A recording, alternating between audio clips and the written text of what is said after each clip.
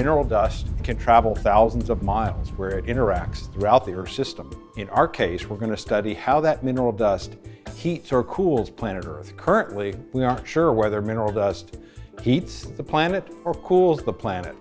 We're looking at dust sources on the Earth's surface, so deserts, arid regions. Wind can basically emit that dust into the atmosphere. And so we are very interested in knowing what it is, and depending on what it is, it'll tell us whether or not it is warming or cooling our environment.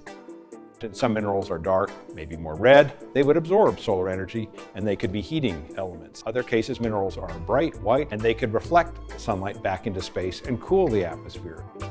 And these desert dust plumes, once they get into the atmosphere, they are not small. If you look at some of the satellite imagery, you can see these huge desert dust plumes, larger than Spain, for example, coming across the North Atlantic. So this is an important impact potentially on climate change looking into the future. As more lands become dust-forming regions, as they become desertified, we'll want to understand how those changes will affect our climate in the future.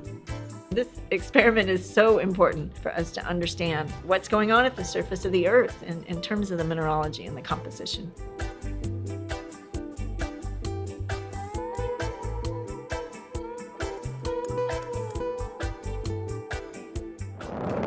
First, we're launched on a resupply service vehicle to the International Space Station. And once we're on the ISS, we would attach to the exterior of the space station. And I can't imagine a better platform than the International Space Station to measure Earth science.